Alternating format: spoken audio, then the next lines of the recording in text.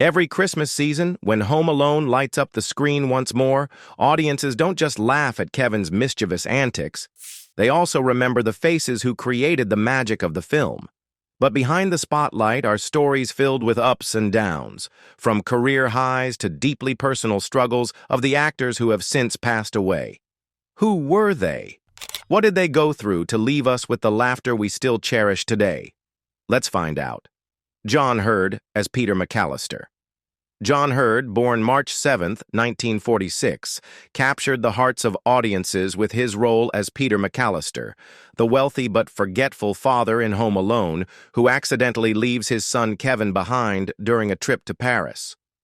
In 1990, at age 44, Hurd brought to life a Peter who was both lovable and relatable, a father anyone might recognize from real life, with a warm smile amidst the chaos of family life. But Hurd's journey didn't end with that fatherly role.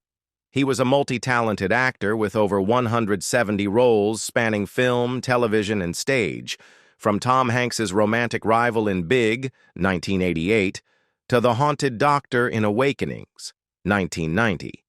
The pinnacle of his career came with an Emmy nomination for his role as Vin Makowski in The Sopranos, where he showed the depth of a performer unafraid of challenge. But that spotlight came with shadows. In the 1980s, Hurd struggled with alcohol and cocaine addiction, a storm that swept away major opportunities and pushed him into deep depression. His first marriage, to actress Margot Kidder in 1979, lasted only 6 days, leaving behind the first of many scars.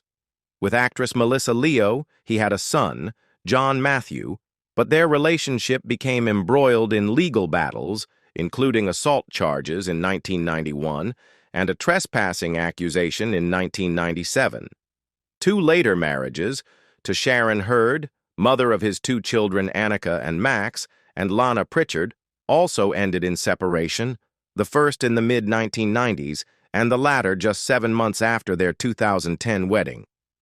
The death of his son Max in 2016 at age 22 was a devastating blow that caused Hurd to withdraw further. He sought refuge on the stage, turning down roles done just for money and instead pursuing his passion projects, like the lead role in Cutter's Way, a film he always held close. But his health was worn down by hereditary heart disease and a stressful lifestyle. A toxicology report revealed that Hurd had taken several opioids, including tramadol and fentanyl, along with Xanax before his death, likely to manage pain following minor back surgery at Stanford Hospital. Though the surgery wasn't related, he died suddenly of cardiac arrest due to atherosclerotic and hypertensive heart disease on July 21, 2017, in a Palo Alto hotel. A dose of Narcan was administered when hotel staff found him, but it was too late. Hurd was laid to rest at Southside Cemetery in Ipswich, Massachusetts, leaving behind a luminous career and a life that, like the stage lights he cherished, flickered with both brilliance and sorrow. Marian Seldes as Mrs. Hess. Marian Seldes, born August 23, 1928, was a sharp gust of presence in Home Alone 3, portraying Mrs. Hess, the grouchy neighbor with piercing eyes and a commanding voice. In 1997, at 69 years old, she delivered a small yet unforgettable performance, unwittingly taking home a shopping bag containing a secret microchip, a charming twist in the film. But Seldes was far from a fleeting screen presence. She was the queen of Broadway, inducted into the American Theater Hall of Fame, and a Tony Award winner in 1967 for A Delicate Balance, where she showcased her rare transformative talent. From August Rush, 2007, to Tom and Viv, 1994, she embodied characters with remarkable depth, painting life stories with every glance. Yet the path of the stage was not always paved in gold. When Broadway declined in the 1970s, Seldes took on small television roles to make ends meet, a decision that at times left her questioning whether she had lost her artistic flame. Her personal life was a mix of tears and illumination. Her first marriage to Julian Clayman, father of her daughter Catherine, was a nightmare of domestic violence, leaving marks on her face until her own father intervened, leading to a divorce in 1961. Seldes once said she didn't understand who she was during those years, like a stranger in her own life. But light returned when she met playwright Garson Kanin in 1957. They married and lived a childless but deeply harmonious love story, co-creating and sharing a passion for the arts. When Kanin died in 1999, Seldes fell into an unfillable void, as if the stage lights had gone dark. In her final years, Alzheimer's disease stole her memories, a tragedy poignantly captured in Rick Rogers' documentary Marian, which shocked viewers with the image of a great artist slipping into the shadows. Yet even through illness, Seldes's regal spirit endured, like a play that never closes its curtain. She died on October 6, 2014, at age 86, leaving behind an immortal theatrical legacy and a memorable spark in Home Alone 3. Roberts Blossom as Old Man Marley. Roberts Blossom, born March 25, 1924, was the gentle soul of Home Alone, portraying Old Man Marley. The neighbor whispered about as frightening but ultimately revealed to have a heart of gold. He moved audiences to tears with his reconciliation with his estranged son. In 1990, at 66, Blossom used his deep, soulful eyes and warm voice to create a character who seemed lifted from the pages of a fairy tale. But he was far more than Marley. Blossom was a multifaceted artist, an actor, and a poet. He stood out in Escape from Alcatraz, 1979, as Doc, and sent chills in Deranged, 1974. His poetry collection, The Old Man, was lauded by critics, offering a whisper into the hidden chambers of the soul. His artistic path, however, was filled with trials. In the 1960s, Blossom stepped away from acting to immerse himself in poetry, a decision that brought financial pressure and loneliness. His first marriage, to Beverly Schmidt Blossom, the mother of his son Michael, ended in separation, leaving emotional gaps. His second marriage, to Marilyn Orson Blossom, mother of his daughter Deborah, was a peaceful harbor, but her death in 1982 led him to become increasingly private, rarely discussing his family. Acting became his emotional outlet, though major roles often eluded him, and he led a modest life. After retiring in the late 1990s, Blossom moved to Berkeley, then Santa Monica, continuing to write poetry as a way to converse with his inner self. His health declined due to cerebrovascular disease, and his final years in a nursing home were challenging. He passed away on July 8, 2011, at the age of 87, leaving behind a performance that warmed countless hearts and a body of poetry filled with gentle but enduring echoes. Bill Irwin as Ed. Bill Irwin, born December 2, 1914, was a subtle yet delightful part of Home Alone, playing Ed, the calm husband beside Irene during the chaotic airport scene, offering a kind smile like a warm cup of cocoa in winter. In 1990, at age 76, he created a brief but smile-inducing moment, like a real-life grandfather. Irwin's career was an epic that stretched nearly 7 decades, with over 250 roles, from the porter in Somewhere in Time, 1980, to the grumpy old man Sid Fields in Seinfeld, which earned him an Emmy nomination in 1993. From his early days on Texas stages, he dreamed of Hollywood, but it was no easy path. In his early years, he voiced commercials and took supporting roles to support his family, each part a patient step along the long road. His marriage to actress Fran McLaughlin Irwin in 1948 was the flame that warmed his life. They had 4 children, and Fran was his partner through every challenge. When she died in 1995, Irwin felt as though half his soul had vanished. He became more reserved, but continued acting, as if to honor their love. His health gradually declined with age. heart disease and high blood pressure forcing him to slow down. His net worth, around $1 million, allowed a comfortable life in Studio City, near where Seinfeld was filmed, though medical expenses steadily chipped away at it. Still, Irwin kept his optimistic smile, often reminiscing about his golden days with his son, Mike.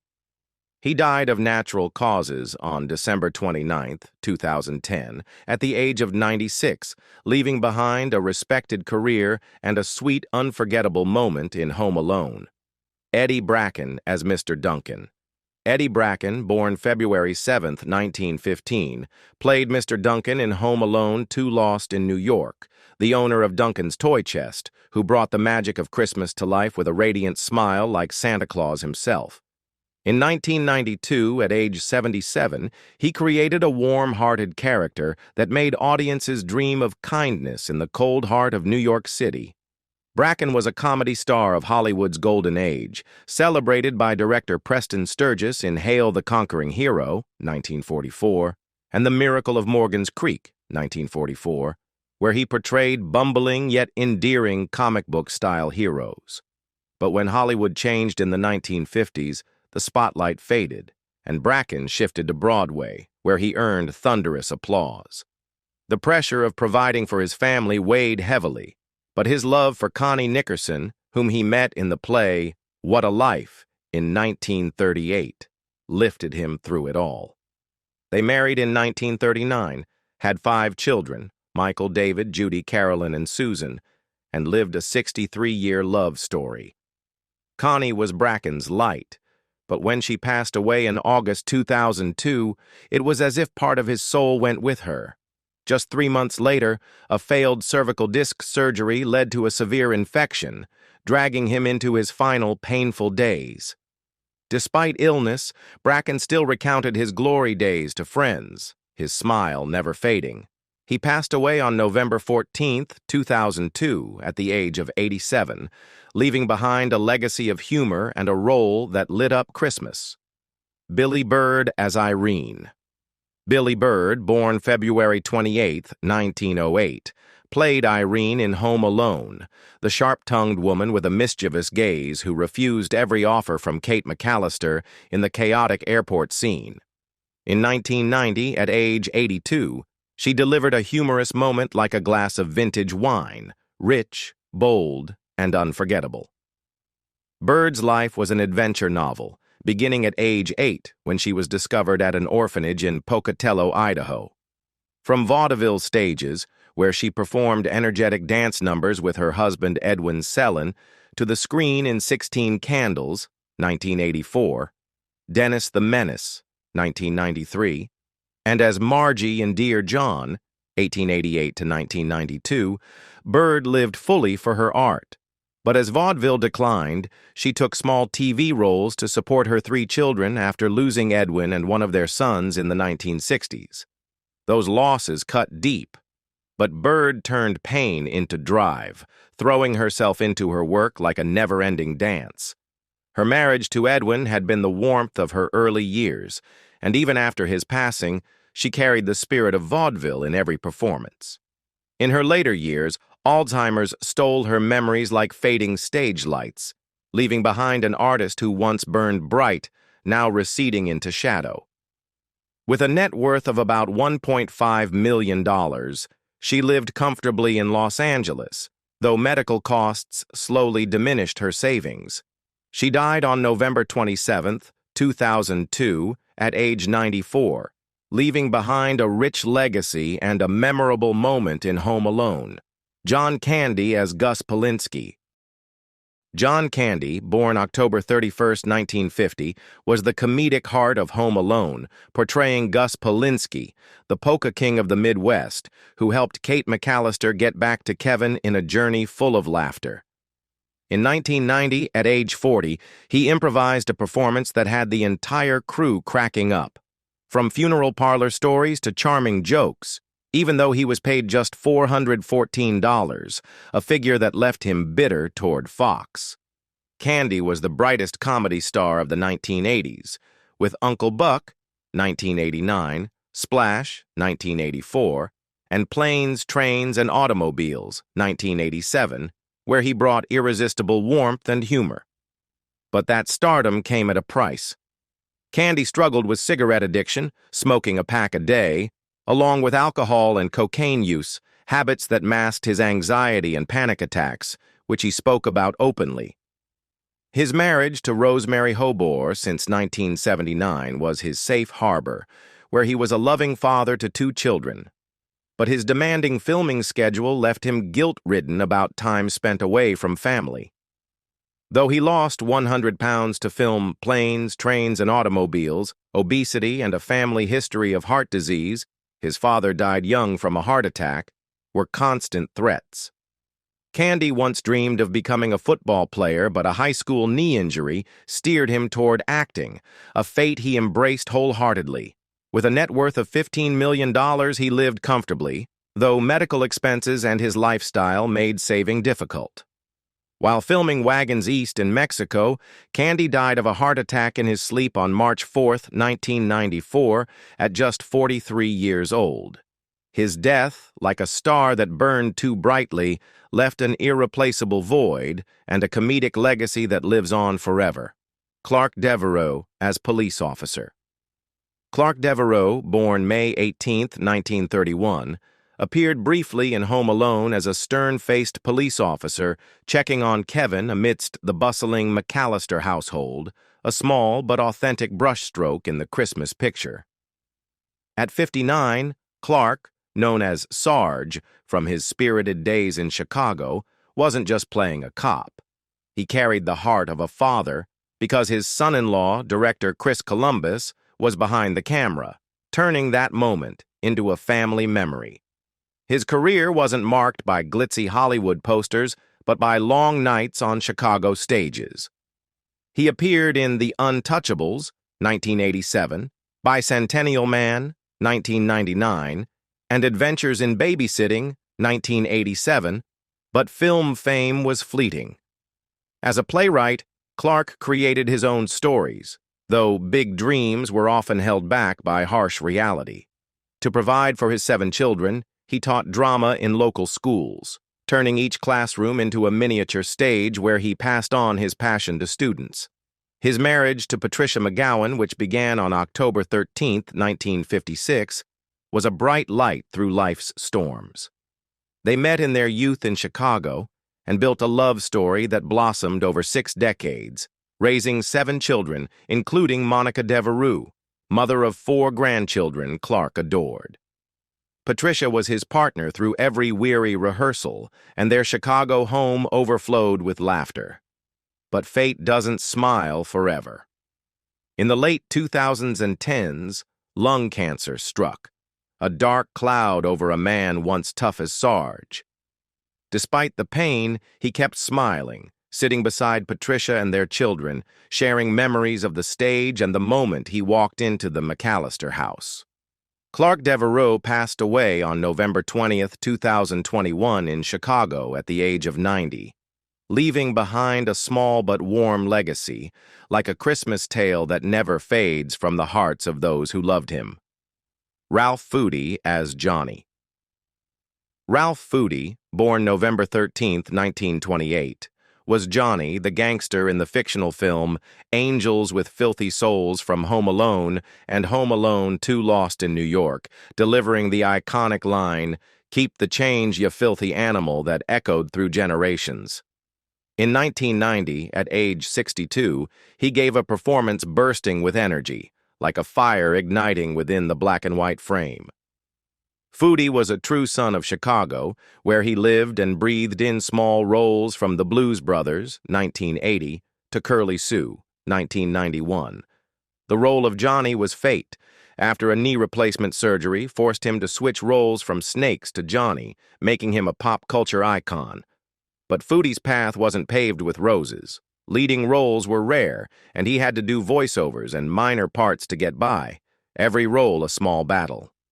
His longtime marriage, with the mother of his 2 children, was his steady anchor, though Foody kept his family life private, a mystery known only to him. When colon cancer was diagnosed in the mid-1990s, his health declined, and the cost of treatment made life harder in Lexington, Kentucky. After stepping away from acting post-Home Alone 2, he lived quietly. But the story of Johnny remained a point of pride he shared with friends.